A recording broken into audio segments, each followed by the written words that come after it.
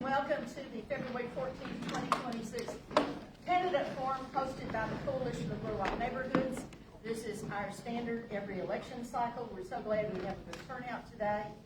But we don't have a good climate in our election cycle in this nation. And I wanted to introduce Officer Fulton, who is on duty in the building today. I want to introduce Officer Fulton, who's in the building today. I want to make it real clear we will tolerate no police outbursts or attempts to interfere with our meeting that is running on our schedule for our purposes. Officer Fulton, thank you so much for being here. We hope you don't want to talk, but you will if you have to, because there's no tolerance for bullies in this organization. Thank you. Go back. There we go.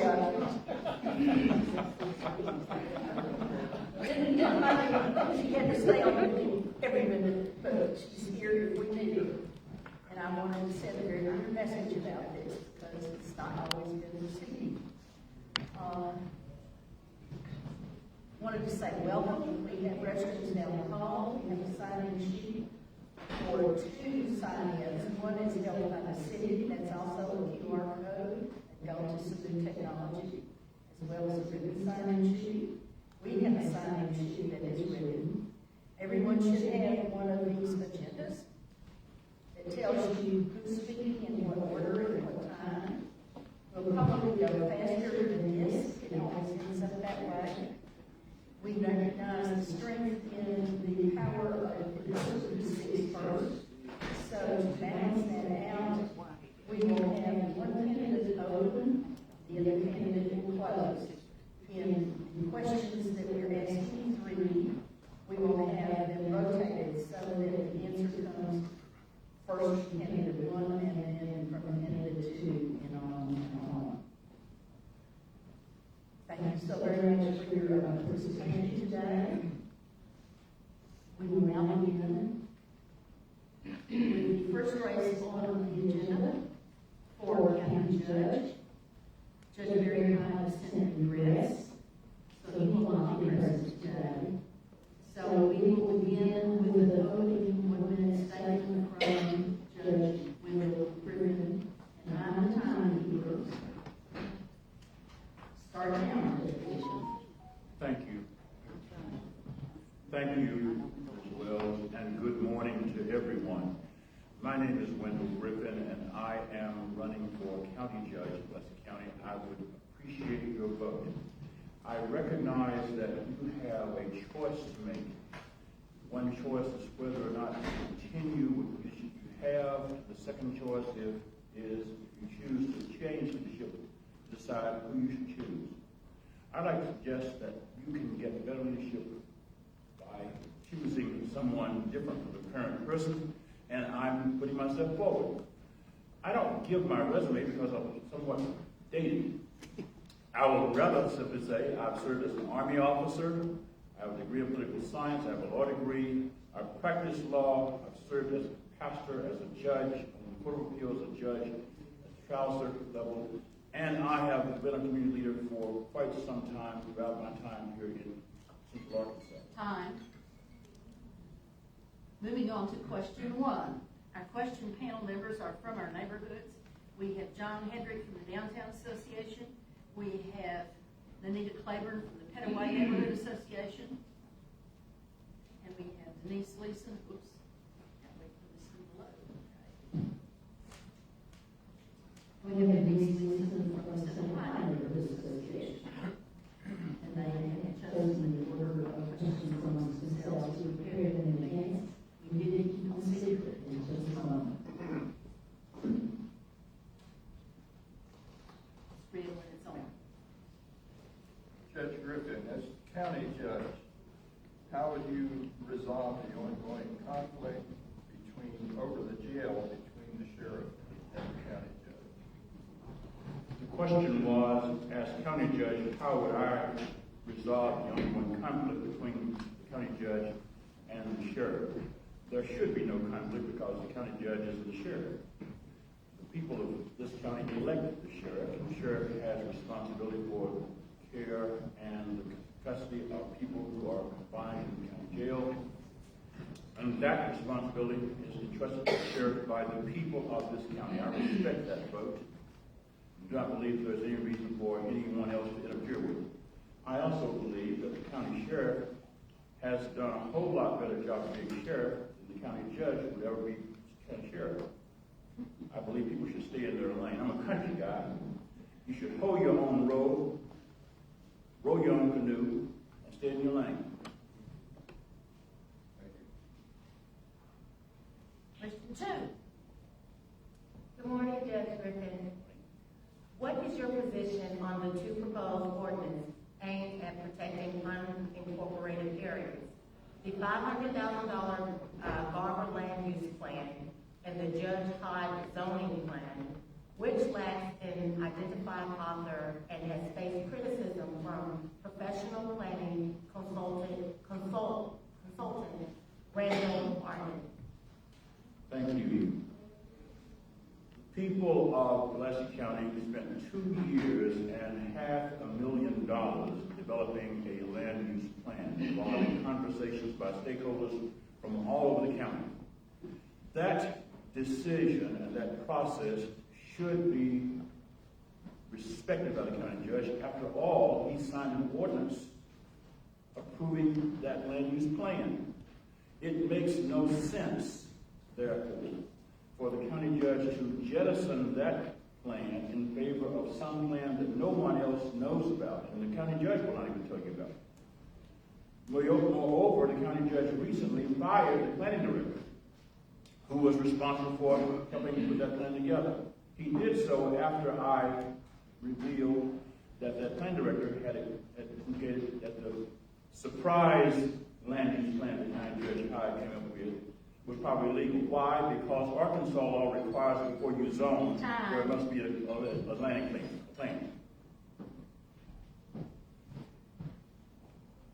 Question 3 from Denise. Judge Griffin, what's your position on the development of proposed data centers within the county, and would you please address the costs and benefits of data centers? Data centers, the question was, what's my position on data centers for the county? Data centers are simply banks of computers, large banks of computers used for AI and cloud computing. They consume a tremendous amount of water. The one scheduled for, or projected for, near Wrightsville will projectedly consume about 150,000 gallons of water a day. That's 1,500,000 gallons a week. That's 30 million, about 30 million gallons every 3 months. That's groundwater. And that's not going to be replaced. It's going to drive up utility bills, drive up electricity bills, and make a heck of a lot of noise because data centers require diesel generators backup. They produce air pollution, noise pollution, and it's going to be within the range of at least 2 elementary schools. One's our health. Oh, by the way, the so-called jobs thing, drive by data centers. You won't see a parking lot full of pickup trucks because data centers are usually staffed off-site by a virtual staff, 50 people max. Time. Now we ask candidates to give 1 minute closes, second on 1.5. The question before the people of Pulaski County is, what quality of leadership do we want? We want leadership that is fair, accountable, inclusive, and transparent. Those are the 4 factors, because if it's not fair, accountable, inclusive, and transparent, it cannot be trusted. I have a record of being fair, holding myself and people who work for me accountable, being inclusive, and being transparent. I say what I think, I do what I say, and I would like to be your county judge. I ask you to go to www.griffinforpulaskicounty.org, support my campaign. I'll ask for your vote on February 17th and every day after that until the 3rd of March. I hope to be a good county judge for you. Thank you.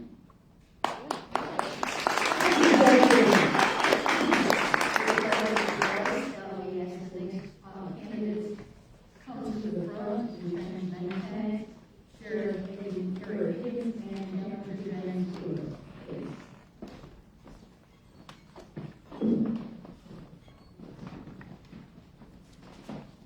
We do want to find everyone who ever ready. since the 17th of February.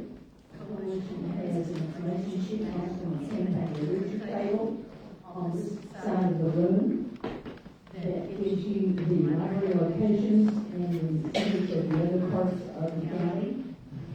Really make it better to early voting, please, and get it out in your network, please.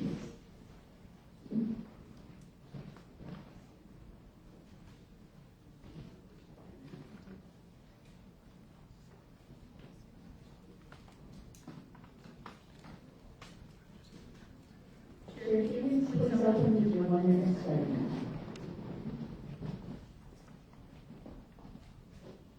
Good morning. Appreciate everyone being here. I just want to especially say thank you to my wife Karen, 35 years being here on Valentine's Day, so thank you so much for being here. I just want to give you a little bit about my background. I've been sheriff for the last 7 years.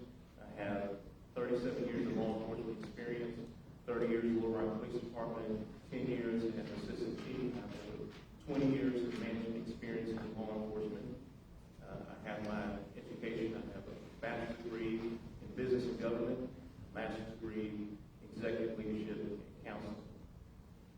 When I ran for sheriff, I said I want to bring community safety-driven, integrity-based to the sheriff's office. And I've done that these last 7 years. It's an honor to be your sheriff for 7 years. Everything we've done is around those areas, building relationships in our community, with increasing our neighborhood groups, with increasing our relationship in the community. Time, please. Mr. Wheeler. Your 1 minute opening statement. Hi, I'm James Wheeler. I live by The JD. red needs to be on. Is it on? There we go. I'm James Wheeler. I live by JD. I have been in law enforcement for 13 years in April. Started out as a reserve deputy. I had my own business, family-owned business that I operated. Was doing free work for the sheriff's department under Doc Holliday's administration, and he talked us into becoming reserve deputies. I give over 2,000 hours of my time to this community and citizens of this county. Went full-time, worked in training for 4 years, training our new deputies. Been on the SWAT team for 10 years. My education, I started out in Kansas City, Missouri, through a community college there that had nothing to do with law enforcement, but had a lot to do with things that us working people do. I am here to serve the people. I'm here to make our department a better department. We have a great department, Time, and we thank can make you. it better. Question 1 goes first to Mr. Wheeler. Yes, ma'am. So, All right. Candidate Wheeler, how do you intend to resolve the dispute with the county judge concerning control of the county jail? I don't think that's really an issue, as long as we get in there and handle the situation that needs to be handled. I don't think the county judge wants to be a part of that. I work with everybody that I need to work with. I don't have a problem working with anybody. I've talked with the county judge several times. Dealt with Mr. Griffin a little bit, not a whole lot. If he's elected, I've worked with him. Seen another candidate, Mr. Russian back there. I think we can work with him if he gets elected. That's not a problem. I love people. I can work with people, so I don't think that's an issue at all. Chair Higgins, question 1. I always try to work with people. I've tried to work with the county judge. We have to have understanding of responsibility. The Pulaski County Sheriff is responsible for the detention center, for that, people in there, and the facility. The county judge has other responsibilities. We try to work with the county judge. I'm willing to work with anyone, but I will not yield my authority as sheriff to be responsible for that facility. But we will work with anyone to try to make the facility better, to work with our community, to make the service to our community better. So I look forward to working with anyone in the county government or any sector of our city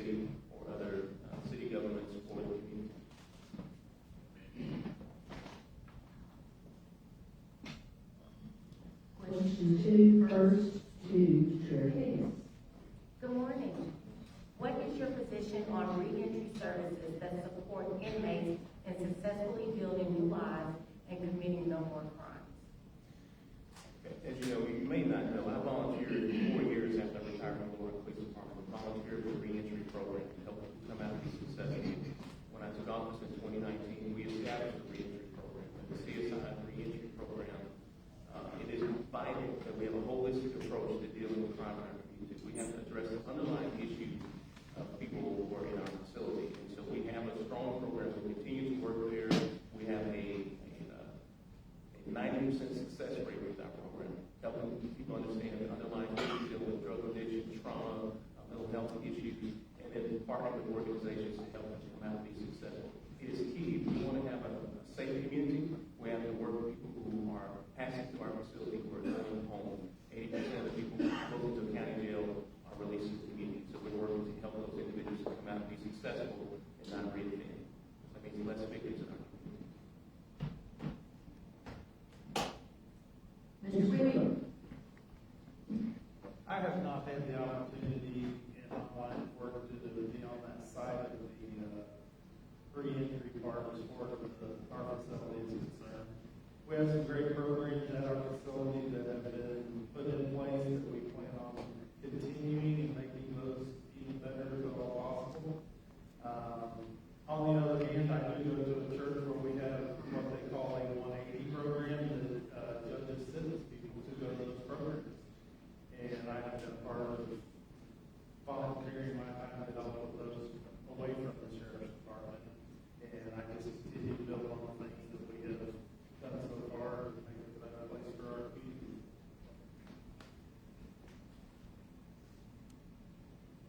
Question 3. Mr. Wheeler, how would you deal with the shortage of staff in the jail? So first of all, the shortage of staff in the jail, I was told it was around 40 or 50. I heard it on staff, they said it was stated to be 62, and that wasn't counting the 28 positions that they took away from the jail and reassigned to other areas. That was according to our chief deputy on staff last week. Personally, I plan on fixing that by being part of the employment at the jail, working with those people, putting staff members in there, administrative staff that is going to back those people and listen to those people and hear the problems that they have. Not on the level up here, but on the level of the workers that are working in the jail. Yes, that question.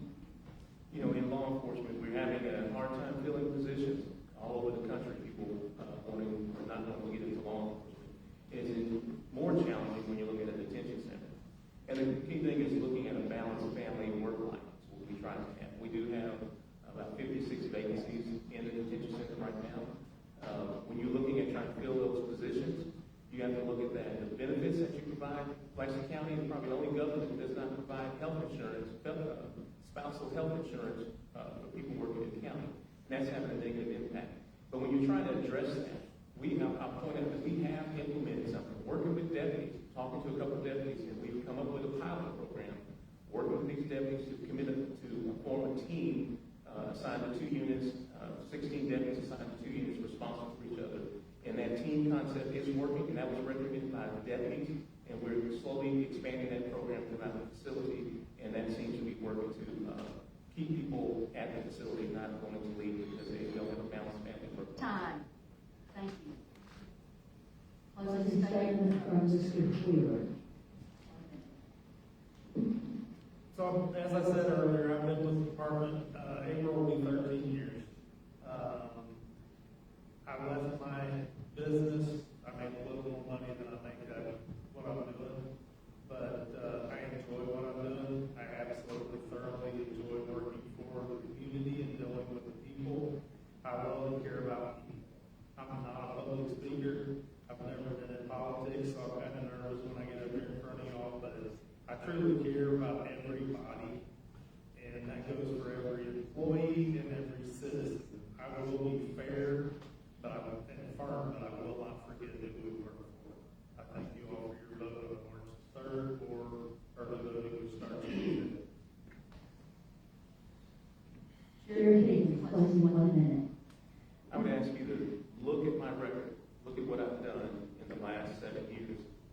how we've improved the sheriff's office from the facility being more secure,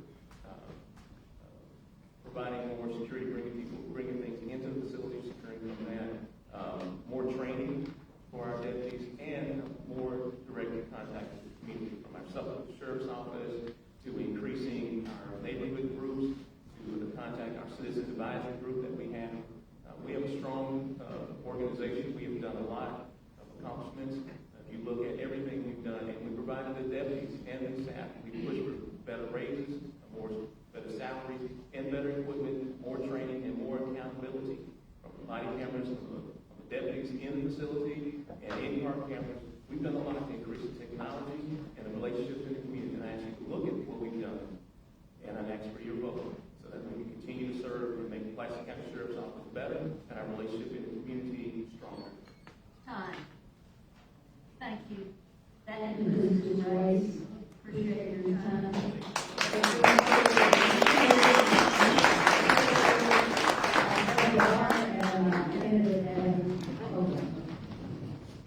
Please note this is in live stream. Thank you, Mary, our technical assistant. We will record this entirely and post it on our Facebook page at CLRN.AR. This is on the bottom of our agenda page. So you have something to take on and spread your network.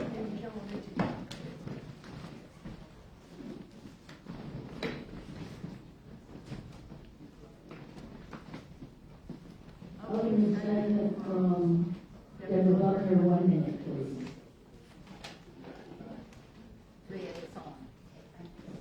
Thank you for the coalition having us in. We love you down on Valentine's morning. Crack a dawn, come down here and ask for your vote. Amen. Amen.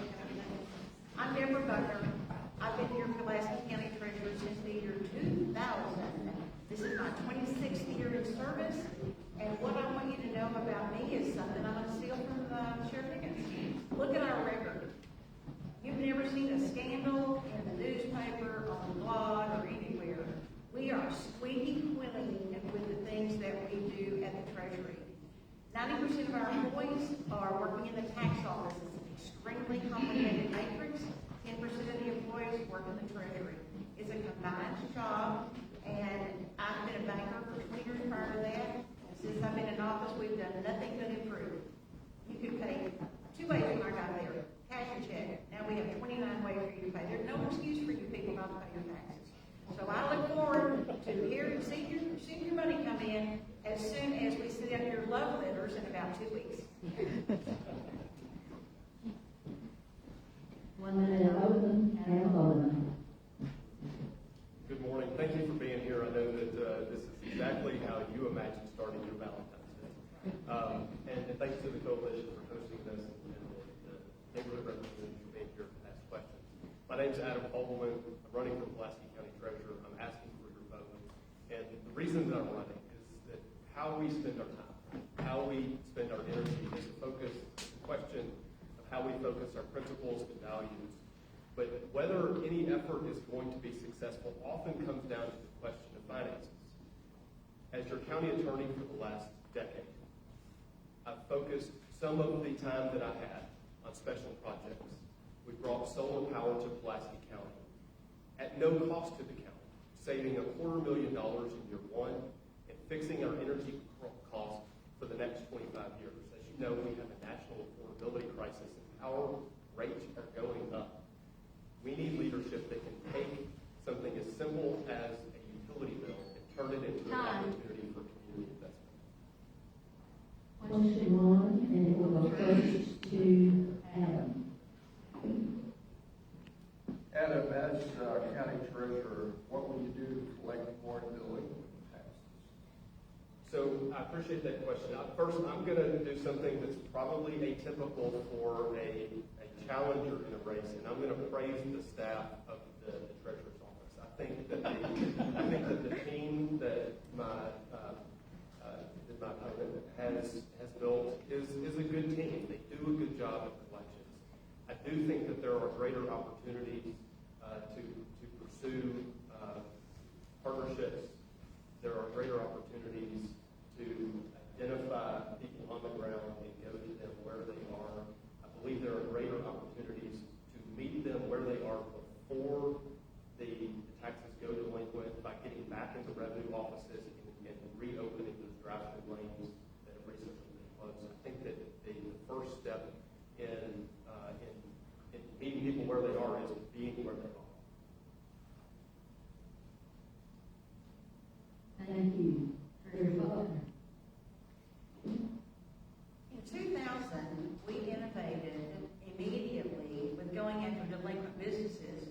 by taking the cameras, the radios, boots on the ground.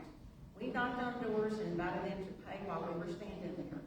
Nobody in the state of Arkansas had ever done that. It was a shockwave across my county treasurer and collector buddies all over the state. Consequently, they patterned after that. We have lowered the delinquency rate in Pulaski County so that now we have the highest paid rate of any county in Arkansas.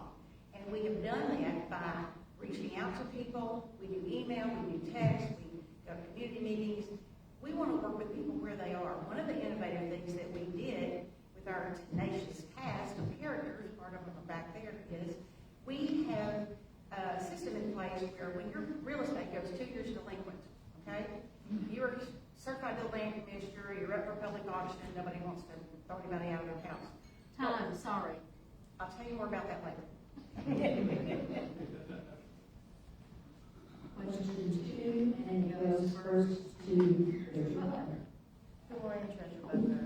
What is your biggest challenge to the operation of the treasurers going forward?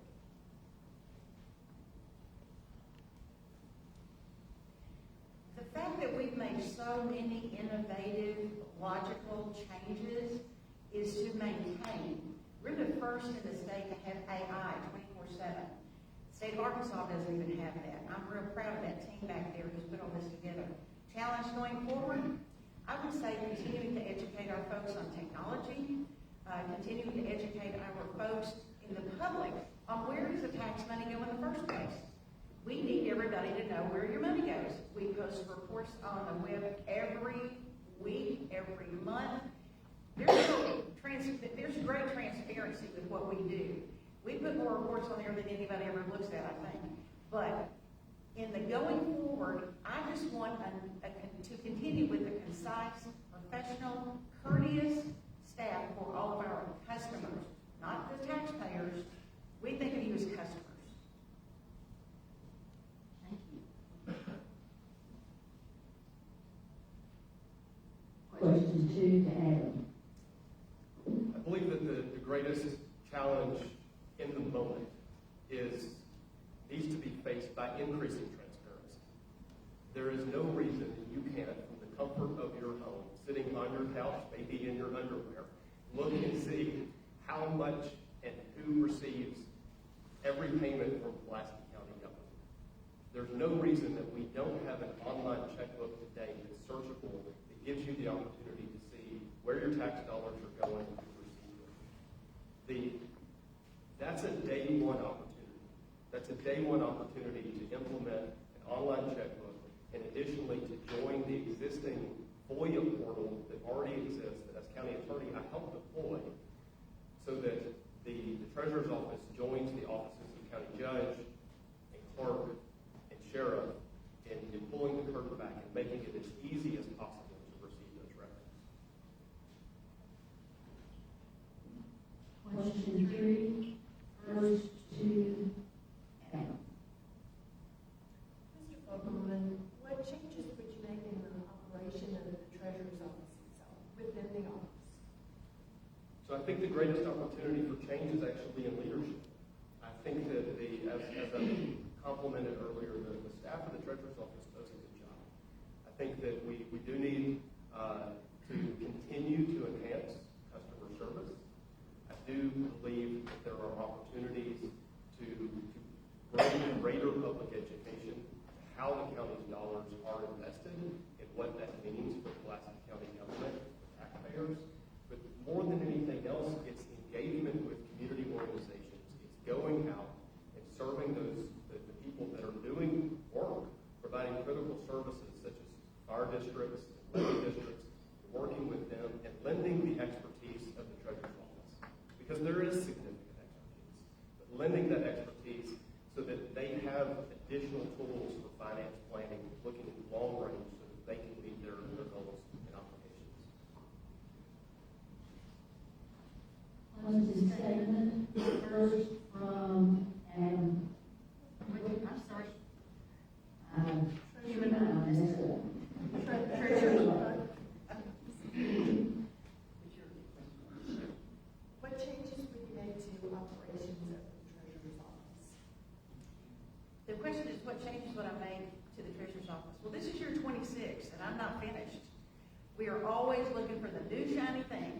to implement in our office, as I already mentioned a few things.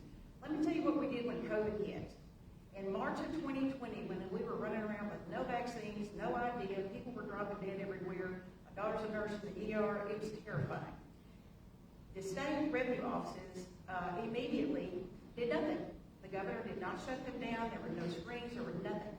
Let me give you an example of how innovative we were as far as the situation. We were in a pandemic and an emergency. This is how we act in an emergency. We immediately, within 3 weeks, had every one of our 60 employees, including me, deployed to work from home. We set up offices at everyone's home, cradle points for the home. We were terrified of people losing their jobs, weren't going to be able to pay their taxes. And if people don't pay their taxes, ain't no money for schools, or the sheriff, or anything. So consequently, we did that. We also engaged with one of the local banks as innovation. And I'll tell you about that later. Now we're going to close. 1 minute from now.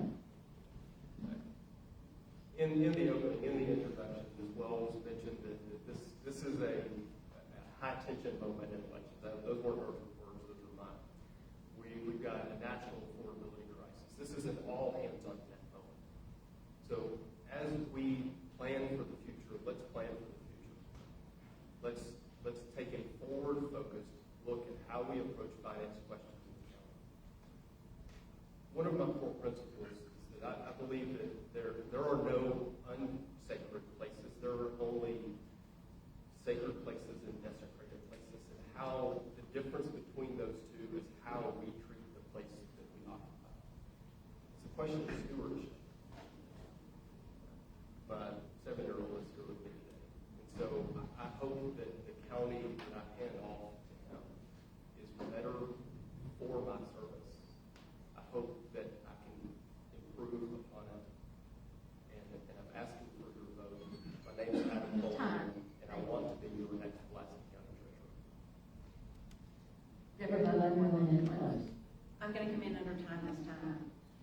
We're available to answer any question you've got, anytime, anywhere. My phone number is 501-340-6040. Just call. We're available all the time. The reason that I want to continue this work is, like I said, we're not done. Who has innovated with all these things that we've done? Who's got the tenacity and energy and passion? We're all about public schools. We're all about getting as much money as we can. We have a 95% collection rate of the taxes. What business would want that? I have served faithfully here prior 20 years in banking. What I want to tell you, and one more thing, if I get it on time, is I have served you for 25 years and a month and a half scandal-free. We have no issues of impropriety. We are high integrity, high energy, high passion, but we do want you to pay your taxes. So I'm asking for your vote also.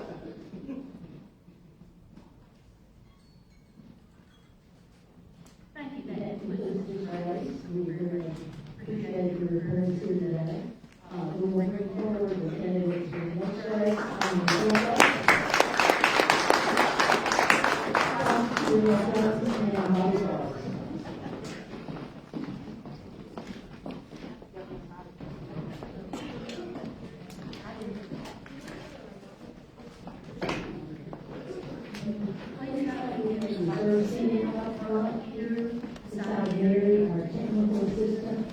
For the candidates, so we can more smoothly transfer from one race to the next and not lose a lot of time coming forward. So, please Helen, and Shawna Love, please do take these to the front. Thank you. We're now going to have candidates for Pulaski County Prosecutor District 6. We're going to have an open statement from Prosecutor Will Jones, 1 minute. Thank you. So 2022, the year before I took office, was the deadliest year ever in Pulaski County. 119 people lost their lives to violence in the streets. That's a lot of families that can bury their children. I knew coming in that we had to take a different approach. The way we've been doing things for years wasn't working. And so change is hard, as you know. And so if you follow Nick Saban and in his leadership talks, he talks about you have to get the right people on the bus and then get right people in the right seats on the bus. And so once we did that, we've affected change. So crime is down overall in Little Rock alone, 28%. And homicides are down across the county 44% since we've taken office. So we're just getting started. Those are the things that we've been able to do in the last 3 years. And I look forward to talking with you all more about the changes that we made and the leadership that we've done and trying to make you guys safer. And I would argue, certainly submit to you that we're safer now than we were 3 years ago, but we're just getting started. Thank you, Willie, and I open up yours. Good morning. I am fighting the little thing. I don't know what's going on. My name is Bobby Brady here, and I'm running for prosecutor attorney for Pulaski County. And I'm running because I care about safety from every community, no matter where you live, no matter where you are, no matter black or white, every community deserves to have a safe neighborhood. And the real way that we do safety, we have to address crime in two different ways. We have to address it head on and hold people accountable. We must move by the victims of our schools. Homicides were 16% in Little Rock in 2025. But we cannot just also incarcerate and remove victims from our schools. We have to address the root cause of crime. We see crime in 3 areas: poverty, withdrawal, and addiction. Until we get anybody differently, we never have success. That's the change I'm bringing, and that's why I'm running for prosecutor attorney. Thank you. Question one goes first to Mr. Forrest. Mr. Forrest, what will you do to reduce gun violence among our youth? That's an excellent question. You have to start with who is it that is committing the crime? I think we have to be people that are. We start seeing violent crime. There happens. Children are truant. Children are growing up without fathers. A lot of children will see when they're juvenile and they're charged with violence and possession of a firearm. And those people that you later on see and committing violent crime. If we know that, we have to address that head on. I have a saying that if a young man is 16 or 17 can't get a gun, we have a place for you. It's called the United States Army. It's called the United States Marine. And I want to tell Christians that way, they push them there so they can learn that if you pay your you hold it to without harming someone. We have to educate them on this something we have to do and give them without harming life again. Will, I have a question. Ma'am. So I think you look to experts and people and strategies that have worked in the past. And group violence intervention is a strategy that we worked hard for 2 years to bring here. It's in the assessment phase in Pulaski County. If you've been following the work that they've done down in Pine Bluff, they have used it to address violence amongst juveniles, and they went over 550 days without having a juvenile commit a homicide based on using the GVI strategies, group violence intervention. I brought the book right here. That David Kennedy was the man that essentially invented it over about a 20-year period, and it has been used to great effect all over the country. And I worked really hard to secure the funding and to get the right people in the room to get this strategy here. And I'm proud to say that the GVI strategy is working right now. That the assessment phase is working. And what it'll tell you is about in a group, a county our size, about 200 people are the ones driving the violence. So if we focus on developing a different approach for them than having a gun in their hands, it will absolutely drive crime down. So we brought the experts in, and we're using that, and we're going to see great results. Question two, first to Will. Good morning, Judge Jones. Prosecutor Jones, sorry. Maybe that's a sign. How do you deal with the backlog of cases?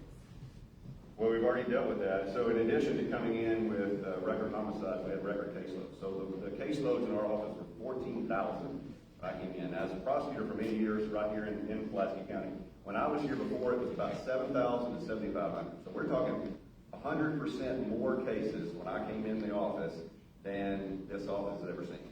So I'm proud to say that we're down under 10,000 now. We've taken over 5,000 cases off of the COVID backlog, and that is through a lot of work. It's through heavy plea days and really looking at sitting down with public defenders and defense attorneys and seeing cases that need to be resolved. We know that cases that can be resolved through probation and things like that, and really targeting and driving driving that down. The other thing we've done is we made the office paperless. We made our office more efficient, and that has really helped us to be able to prioritize the cases that we can move through quickly and then spend more time on cases that need more time, on violent cases. So we're already doing that, and we are planning on, another 3 or 4 years, we're hopefully going to be right back down to the same level we were back in the mid-2000s. Time. Same question, Ms. Cross. Thank you.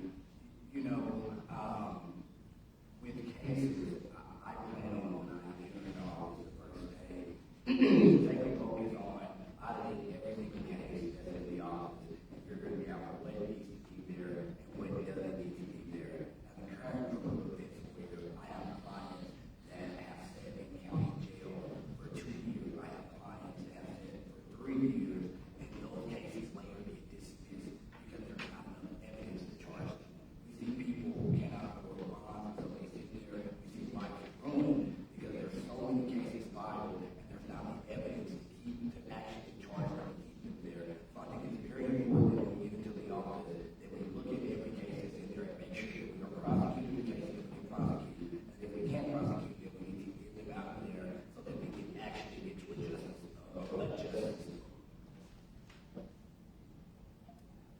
Question 3.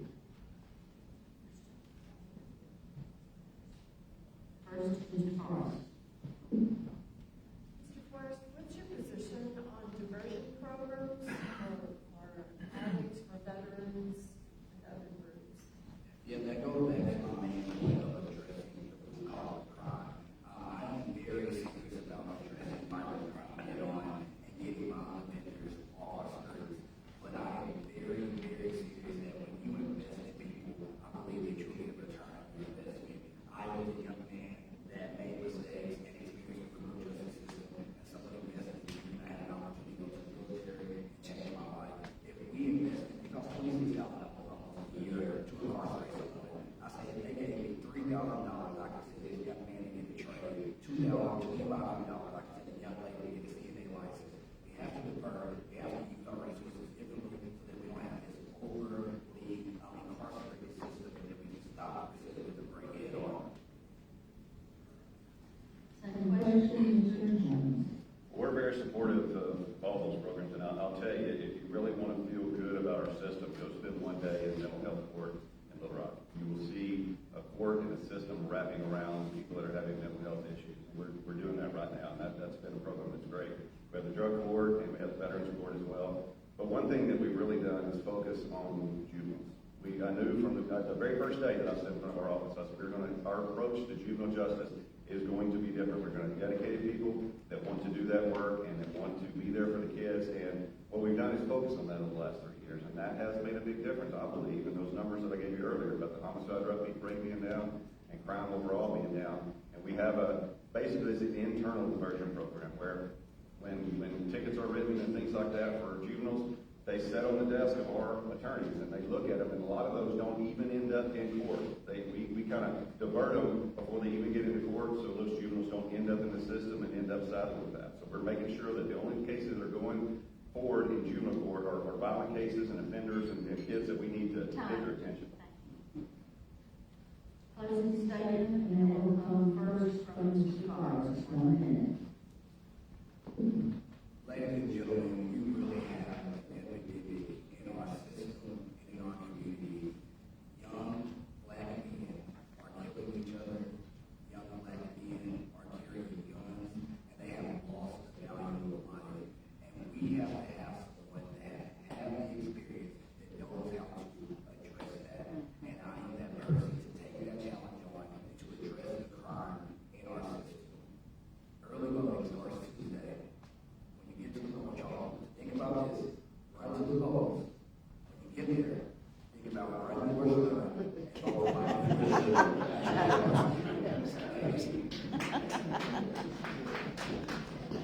Thank you. 1 minute, Mr. Jones. So January 2026, last month, was the lowest total homicides in Pulaski County in 10 years.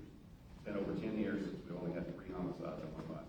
Guess what? I don't believe there hasn't been a homicide committed in Pulaski County this month. We're halfway through February.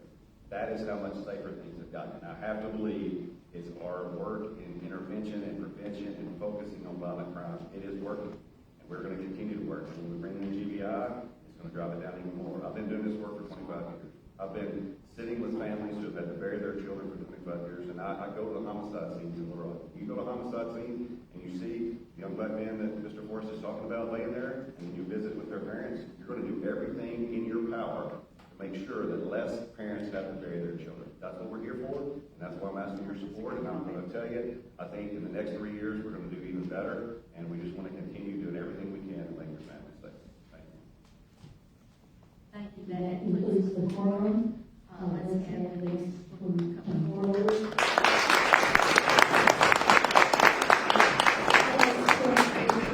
Candidate Sheridan Smith Allen, State Representative Tyler Shepard, and John Love.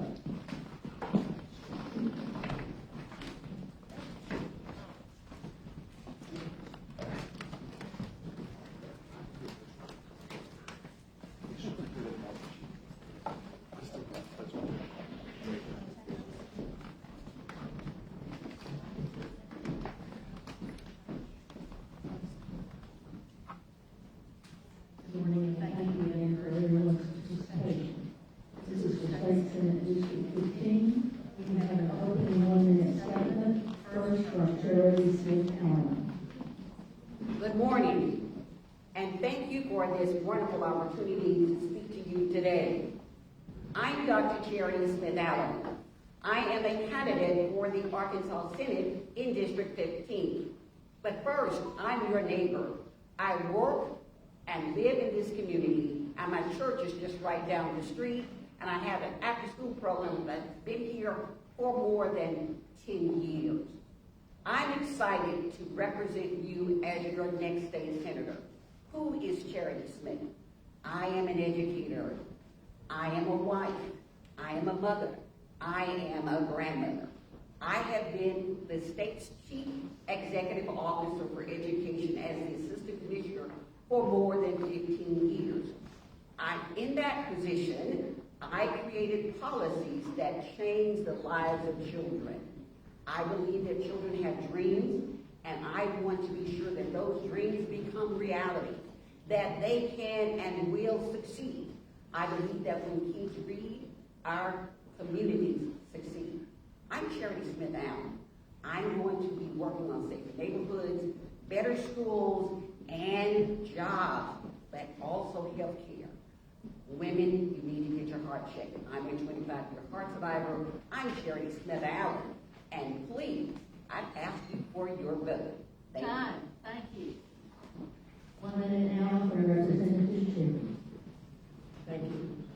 Good morning, everyone, and thank you all for having us here today and for this opportunity. I've been working hard, so my voice is flowing, that's why. Since 2013, I have served the constituents of Senate District 15, meaning I was first elected to the Little Rock School Board. The constituents in Senate District 15 have continued to elect me. They elected me to the Little Rock School Board. I've been elected twice to the Arkansas House of Representatives, and now I'm hoping to serve constituents of Senate District 15 in the Arkansas City. The reason being because they know I show up and I do work. Right now, there are 6 Democrats in the Senate and 9 Republicans. We need someone that's going to show up and be ready on day one. I will show up and be ready day one. I am the only one sitting here with any elected experience, the only one. The governor, when we had the state of the state, they knew.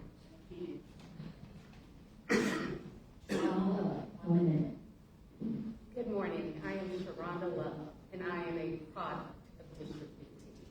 Born, raised, educated, working, and volunteering to give back to the community that has done so much to improve and make me the person that I am today.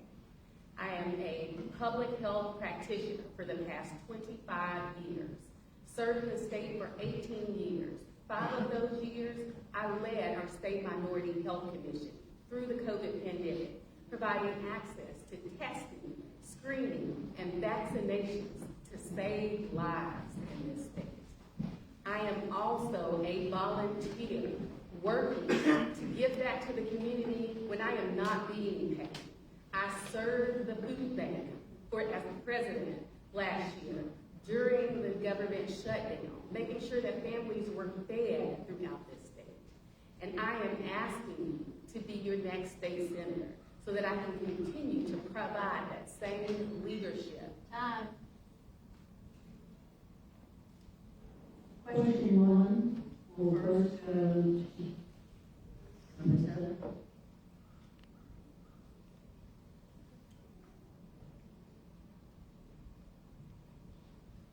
We have three on the slate.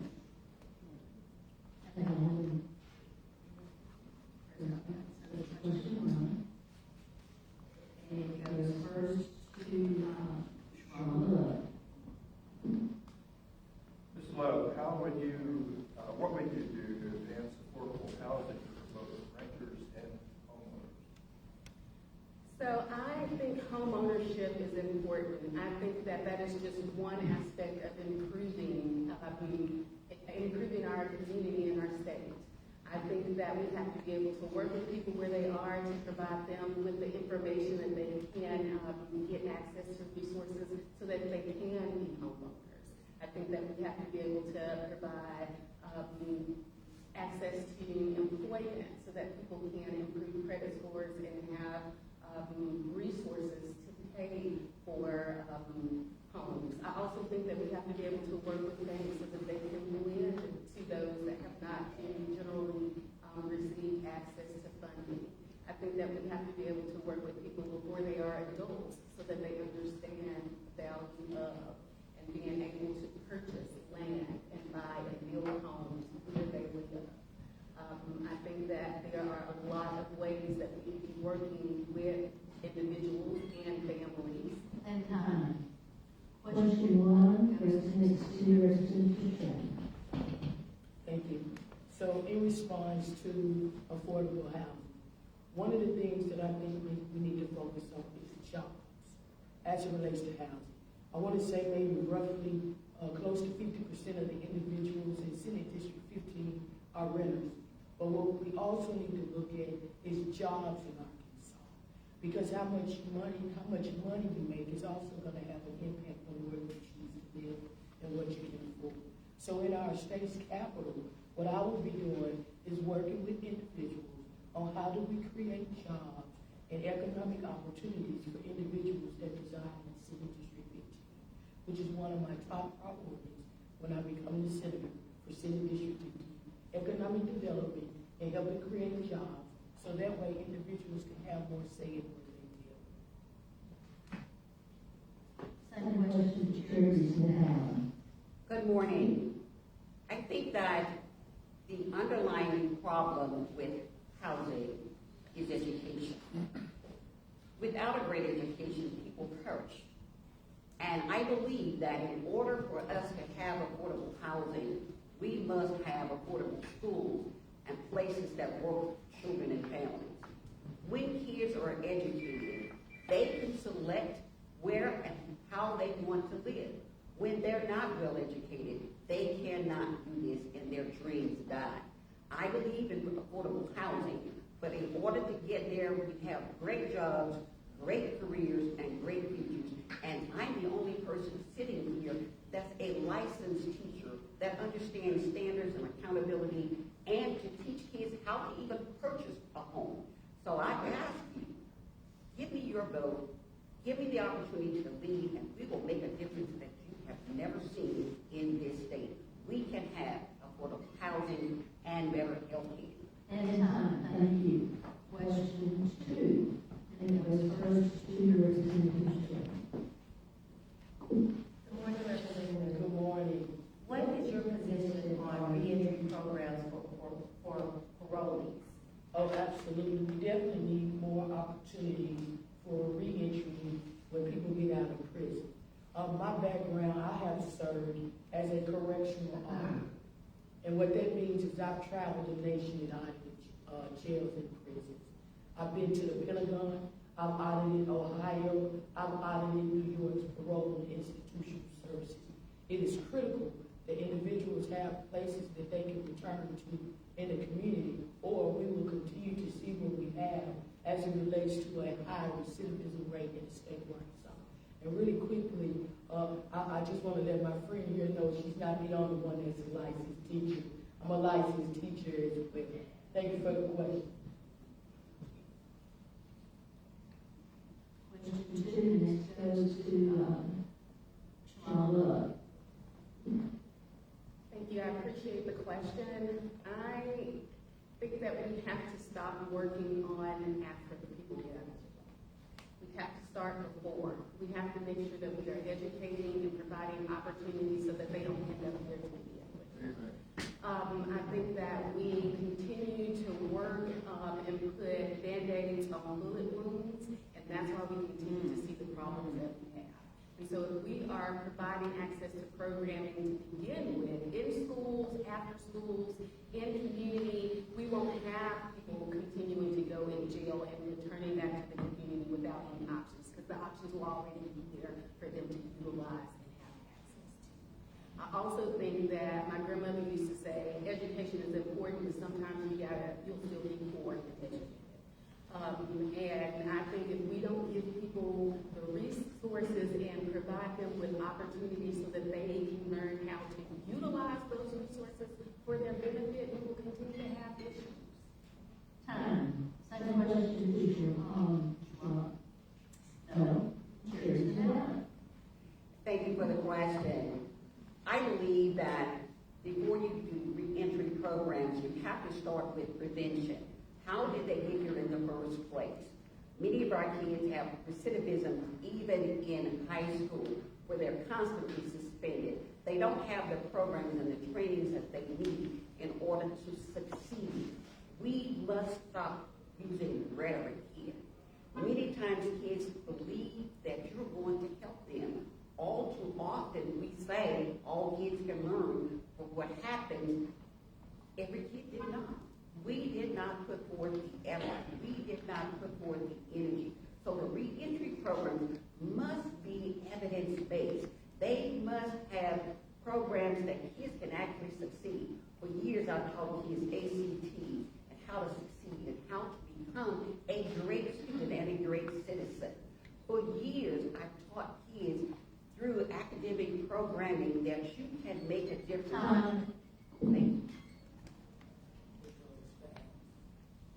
So now we come to question 3, and it will be first answered by Sharonda Love. I got the long question. Bear with me. In the first 90 days in office, what measurable outcome would you pursue for District 15? And what committee assignments would you need in order to make that happen? So as a public health practitioner, I would need to be on the public health committee. I've got 25 years of public health experience, and I would work to make sure that families have Medicaid. We have to make sure that people can get access to the health care that they need. You can't go to work if you're sick. You can't go to work if you have mental health problems that are not able to be addressed because you don't have the resources to treat them. And so I would make sure that I am working through the public health community to provide those. I would also make sure that I am working to make sure that children can eat. They can't go to school and learn if they are hungry. They can't go to school and learn if they're being put out by the principals that are there and expected to go home, and there's nothing there for them. I agree that there has been programming that's been implemented that hasn't been beneficial. I agree that the education system has been there, but when they're not there, what happens to those children when they're not? They don't have that access. Question next to Representative Stratton. Thank you. Good morning. I am going to continue in my first 90 days to work on legislation I'm already working on, which is juvenile justice reform. There's been a lot of conversation here this morning in regards to juvenile. Many of you may have seen me on the news the other night because I called for a complete reform of Arkansas juvenile justice system. Right now, the state of Arkansas spends $130,000 per year to keep one kid locked up in the Division of Youth Services for But what we're spending is to lock up one kid 1 year, we can educate roughly 13 children in the state of Arkansas. It's costly. Bobby mentioned, Will mentioned, everyone in here is talking about juvenile. Additionally, what's happening is we have a student prison pipeline crisis. 80% of the kids that's going to juvenile justice cannot read in the 3rd grade level. So what I plan on doing, my first 90 days, is continue to do the work, and that's only one option, which is to fight for kids in the state of Arkansas. Because they can't read for long. That's unfortunate. Thank you for the question. Thank you. We now have 1 minute closing statements. Well, Chair Smith Allen. I'm so sorry. Thank you for allowing me to address this issue as well. You asked the question, which committees do we need to make a difference? I would like to serve on the Education Committee as well as the Healthcare Committee. Number one, I've already told you about my education. I'm Harvard trained, Stanford trained. Also, I'm Arkansas trained, HBCU, UAPB, UALR, and also UA Fayetteville. However, what we need here is to understand what happens to our children when they lose their dreams. And I want to be sure that we make a difference and we can turn those dreams into realities by going through these different committees. Healthcare, my husband is a cancer survivor. I'm a heart survivor. I am the vice chair of the Minority Health Commission. I am a person that during COVID, we went out and created a national blue ribbon school when people were frightened to go to school, right in New York, Arkansas. I believe. Thank you. Now we have closing statements. And we'll have first from Shauna. So again, I am a product of District 15, and I choose to live here. I've lived here my whole life, nowhere else.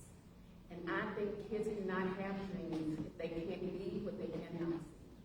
I also think that while we have all talked about what we do to get paid, it is important where you show up when you're not getting paid. And I have served on the Food Bank Board. I have served for the Literacy Councils. I served on the American Cancer Society Board because I am here to make sure that people have access to resources that affect them on a day-to-day basis. I have also served as the wife of the current and serving senator who has done amazing work for this district. And I am asking to step up into that leadership role so I can continue to lead and provide access to services and continue to serve through my passion and love for the district that I have lived in my entire life. I'm here and I'm not going anywhere. All you need is love. Closing statement next from our representative. Thank you all for having me here today. My request is for the constituents of Senate District 15 to continue to vote for me, and I'll show up and do the work as I have. I have a proven track record. Husbands have been mentioned here several times today. I'm the only one up here that's not married to a city legislator, both of whom I've served with currently. But what I am is I'm the only one sitting up here that has ever done the work. I'm not speaking in theory. I'm speaking in practice. I show up, I do the work, and I deliver. And if the constituents of Senate District 15 will continue to vote for me, continue to put me in office, I will continue to show up and do the work. Thank you. Thank you. Final closing ordinance statement from Chair Smith Allen. Thank you. As an educator, I need to stand for my closing statement. I ask you first to vote for Charity Smith Allen because I'm going to be the person who stands up, speaks up, shows up, and be there every single day. I'm running for office because there's a charge to keep I have and a God to glorify.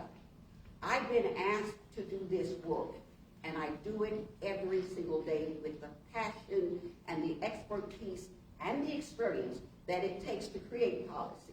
I've been at the State Department of Education when policies were made, but they have to be implemented by people who care. I will make a promise to every child and citizen in this room. I will show up for you and make a difference. Please, I'm asking you to humbly pray for me and give me your vote on February 17th. And throughout that early voting period, if you haven't voted, and March 3rd. Remember, when children read, our kids can succeed. Thank you.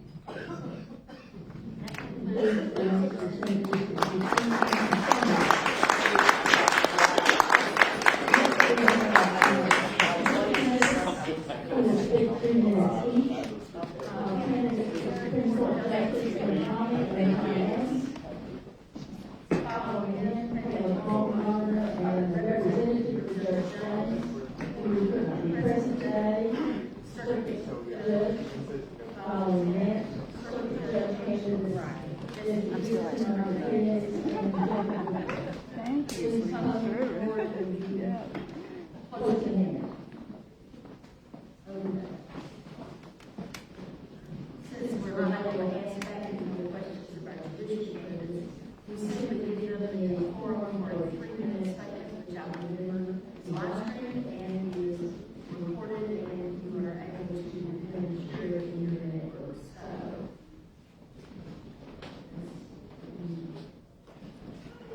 So, everything on time on this one.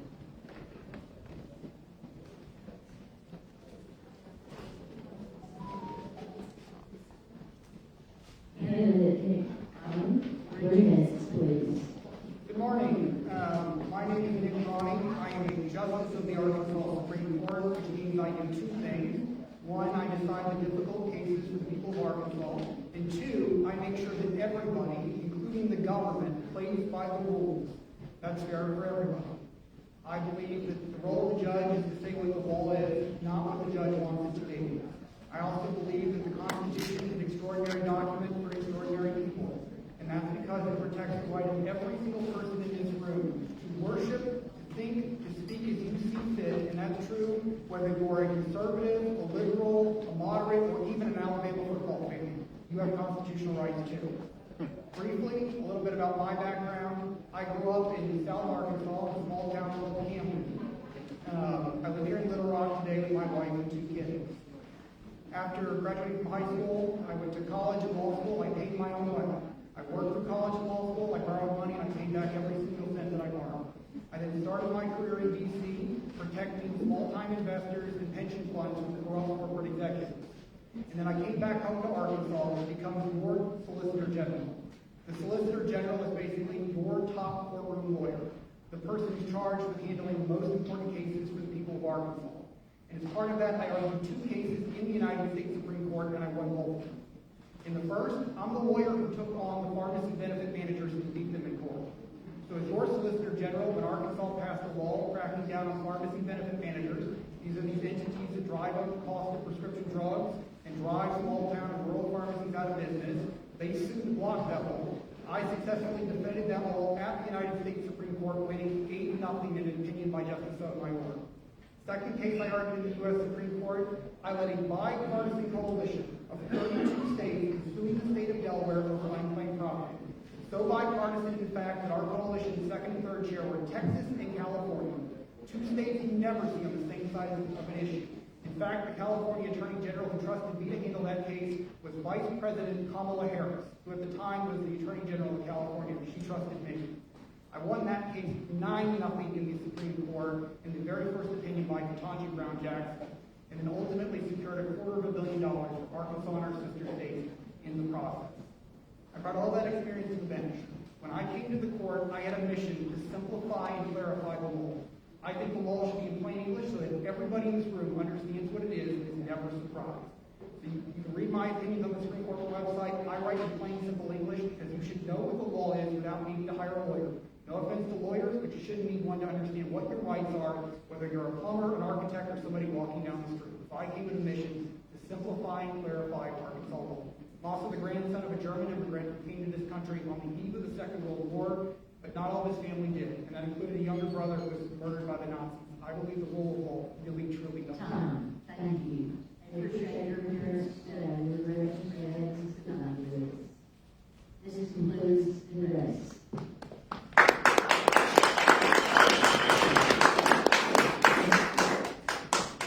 Mr. John Carter and Representative Judge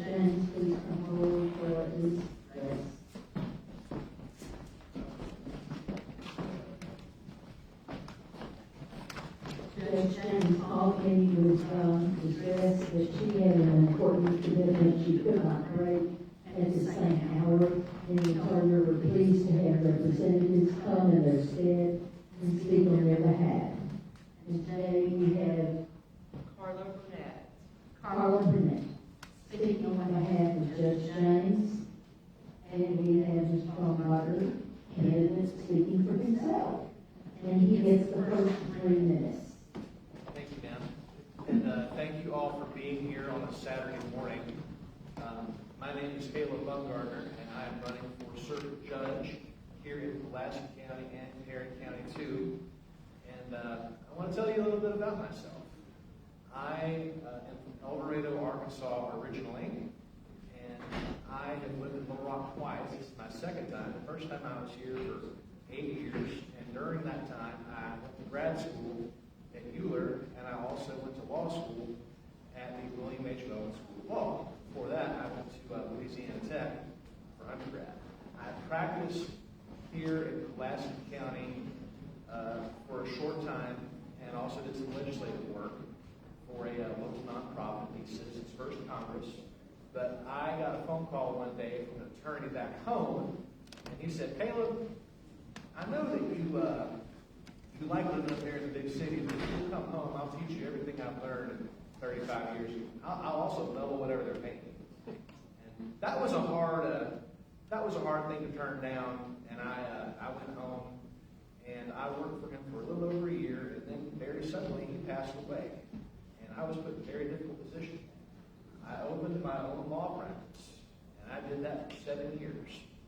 During that time, I did my absolute dead level best to make sure that everyone who walked through my door had an attorney, or at least got the advice that they needed as best I could help them. I couldn't make it work for everybody, but I tried to help everyone who came through my door however I could. I've also been a parent counsel attorney, and for any of you who don't know what that is, that's an attorney that you're appointed if a DHS takes your children and you cannot afford an attorney. And I've been a deputy public defender. We have an access to justice problem in this state, and I'm sure that's not news to anyone in this room. I've lived it. I've been out in rural Arkansas where most people, they can't afford to just drop money for a lawyer. If they need help, and I've tried to give them that help.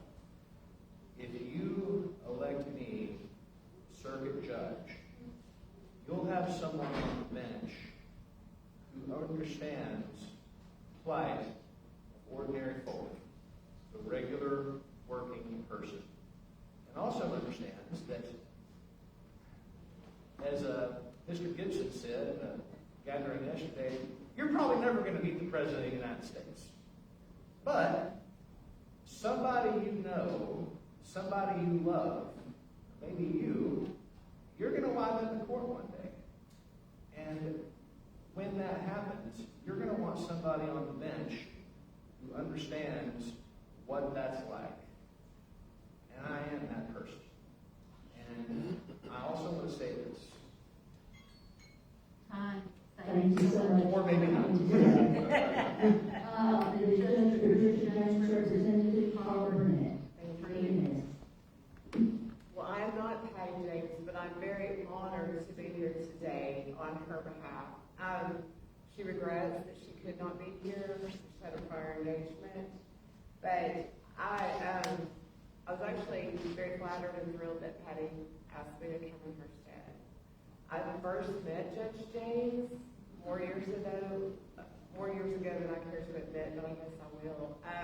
We went to law school together. She was actually a year behind me, which makes me maybe a little older than her.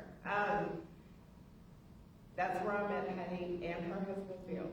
I've watched Patty over the last 31 years as she first practiced law as a family law lawyer. She was a fierce advocate for her clients in the family law courts for children. Then she practiced for about 15 years before she moved into the court and was elected as the circuit court judge for Pulaski and Perry counties. Initially, she served in the juvenile court section of the courts, where again, she dealt with very difficult cases facing the youth and families in need. She moved in 2018, around 2020, she took over a circuit docket, and at that time, if y'all remember, that would have been at the beginning of COVID.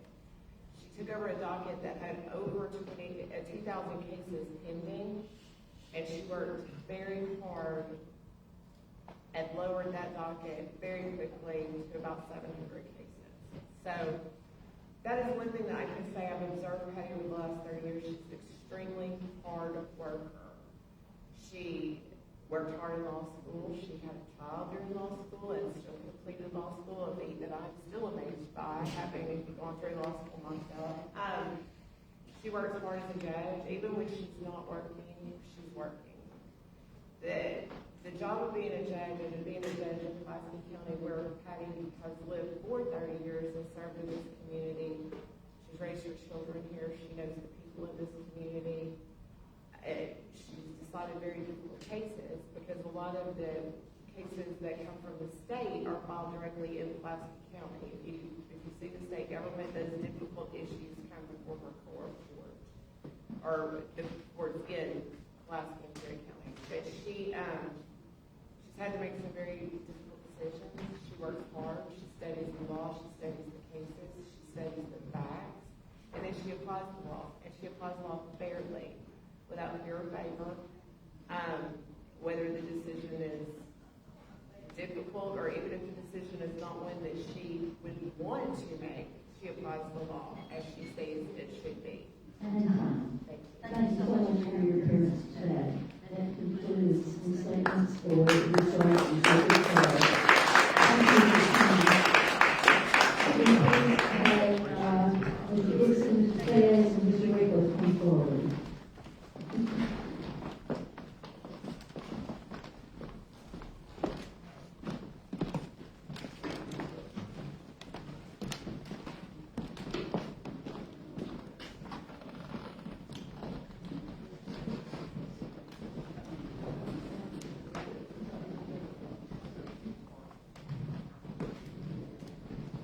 Thank you so much for participating in our candidate forum. We live stream. The recording link will be posted shortly after on our Facebook page at clrn.ar. We're going to have a 3-minute statement first from Mr. Dixon. Good morning, everyone. I'm Jesse Gibson. I'm running to be your circuit judge in Pulaski and Perry County. Who am I? I grew up in the greater metropolitan Lead Hill, Arkansas, which is in Boone County between Harrison and Branson. Grew up on the banks of Bull Shoals. My parents taught school. Went to the University of Arkansas, got an economics degree. Went to the Bowen School of Law here in Little Rock. Graduated in 1999 with honors. And went to work at a big law firm straight out of law school, Dover Dixon Forum. And I realized very quickly that was not for me. So in 2002, I opened my own law firm, Gibson Law Firm, and since then, I've been working directly with citizens across the state of Arkansas, doing mostly catastrophic injury cases, but doing a little bit of everything as a solo practitioner. In that time, I've sat across the table with families from as far south as Eudora all the way up to Greek Spring. Sat across the table with people who have suffered immense loss. Sat across the table with people who have perhaps lost a loved one, been grievously injured, suffered the worst day of their life. And I've learned that a sympathetic and often empathetic ear can be a big difference in that person's life.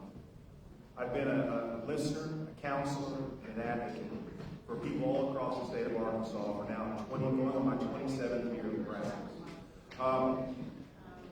What have I done? Why am I serving in this position? I think it's my wide and very ranging experience. In addition to having been in practice nearly 3 decades, I've served in leadership positions, being president of the Arkansas Trial Lawyers Association, and also I've served in my community, being chair of the Little Rock Parks and Recreation Commission, having been appointed by both Mayor Stodola and Mayor Scott. I've also been active in my church, developing hunger missions during Thanksgiving and Christmas time. I want to do this job because I have a passion for justice. You know, our justice system does not operate on its own. It operates only when there are good people willing to do good people willing to do right, and good people willing to serve. That's what I want to do for Pulaski and Perry counties. It takes people who care. It takes people who are committed to the causes of justice. It takes people who are committed to doing right. I hope to do that as your next circuit judge. I'll always be someone who pays attention, sympathetic, works hard, and always has these causes of justice first in my heart and in my mind. Early voting, as we all know, is starting in about 48 hours. I ask you all, please, get out and vote, and I humbly ask for your vote. If you vote early or if you wait till late on March 3rd. I almost said May, that would have been news to everyone. No, March 3rd would be election day. Please get out and vote. I would appreciate your support. I'm Jesse Gibson, and I'd like to be your next circuit judge. Thank you. Next, 3-minute statement from Robert Tennis. Good morning. I'm Robert Diaz, and I'd like to first say I'm honored to be on the stage. Mr. Gibson, Mr. Wycliffe, I know how hard it is to be a lawyer, working with people every day, trying to keep a family together, trying to make the best out of really, really tough situations. And so I'd like to thank you for this opportunity to be here today. I've been an attorney for 18 years. I started out, similar to Mr. Gibson, working with Waterbound Groom's firm in commercial real estate from 2007 to 2009. And then I had the opportunity to go on a journey. A friend of mine, Leo Monterey, had started a firm a few months before working with the Spanish-speaking immigrant community. And so he asked me to join him. And so we started Monterey and Tejas in May of 2009. And so that gave us the opportunity to focus and go around the state and represent immigrant families in state and federal court. In 2014, that's when I first started thinking about what would I like to do someday. We decided to go and have Tejas law firm and Monterey law firm. And that's when I started thinking about, in these 7 years as an attorney, what do I want to do someday? And the first thing that came to mind are the people that were very important to me, which are judges. If you're in a court with a good judge, win or lose, your client feels like justice is being done. If the judge is compassionate, listens, rules promptly, but also explains his or her rulings. And so that's when I decided that this is what I want to do, is become a judge.